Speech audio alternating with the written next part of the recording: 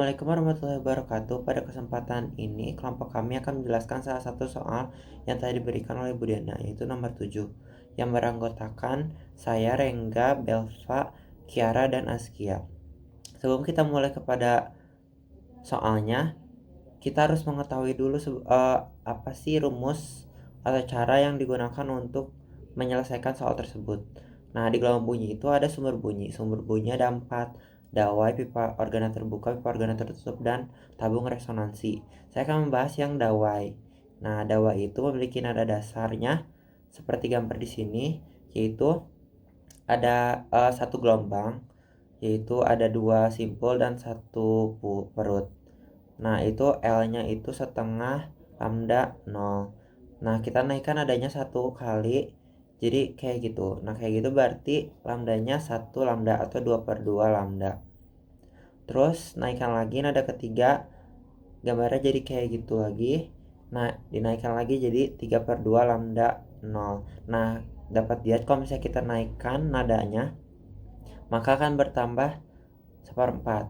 Nambah nambah setengah, nambah setengah setengah ini, setengah L. Maka dapat dirumuskan bahwa panjang panjang ke N, ln sama dengan N tambah 1/2 lambda 0. Nah, apa hubungannya sama frekuensi? Frekuensi adalah cepat lambat per lambda. Nah, berarti V per lambda 0, lambda 0-nya 2L. Maka V per 2L. Nah, atau enggak bisa juga dirumuskan seperti ini. Vn sama dengan N plus 1/2 V per L. Nah, V di sininya itu dawai. Dawai itu berarti benda padat ya. Berarti V padat. V padat itu atau didawai sama V sama dengan akar F dikali L per M. F-nya gaya, L-nya panjang tali, dan M-nya massa tali. Selanjutnya, saya akan menjelaskan bagian-bagian piano. Yang pertama ada key atau tuts. Tuts ini adalah salah satu bagian pada piano yang bersentuhan langsung dengan jemari kita saat ditekan. Tuts ini memiliki 2 macam, yaitu ada yang berwarna putih dan berwarna hitam. Nah, yang kedua yaitu hammer atau martil. Martil ini adalah bagian yang meneruskan tekanan tuts guna untuk menggetarkan senar. Martil ini terletak di bawah senar. Nah, pada saat tuts ditekan, martil akan memukul senar sesuai dengan letak nada tuts tersebut. Yaitu ada string, dawai atau senar. Nah, bagian inilah yang menghasilkan nada saat tuts ditekan.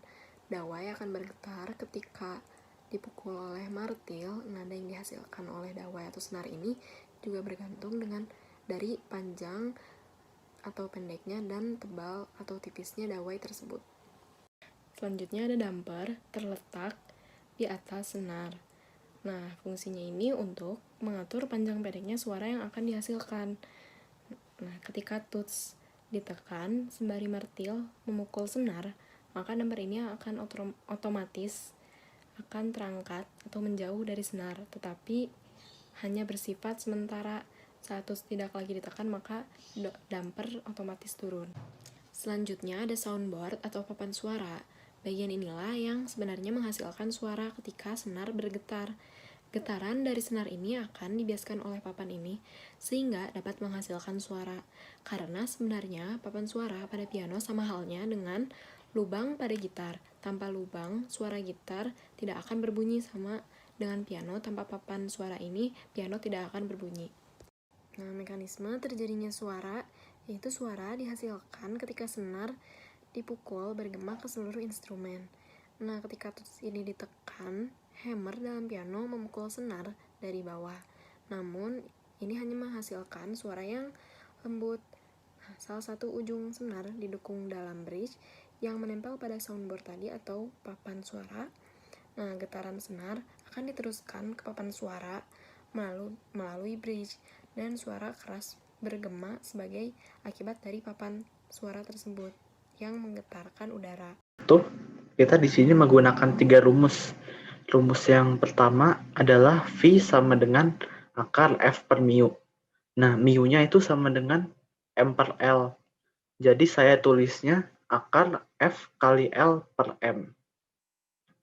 Setelah itu, yang rumus kedua yang akan kita pakai adalah L sama dengan 1/2 lambda. Dan rumus ketiganya, V sama dengan lambda per F. Nah, setelah itu,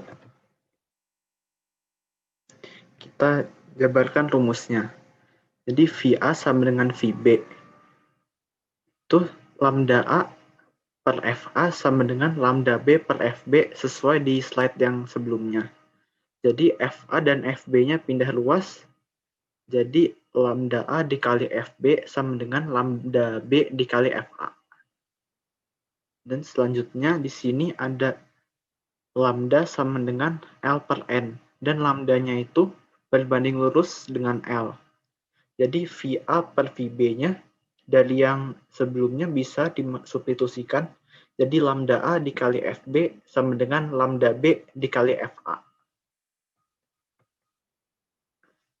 Nah, sebelumnya kan sudah dijelaskan oleh teman saya, diketahui bahwa FB sama dengan 150 FA dan LB-nya 5 cm.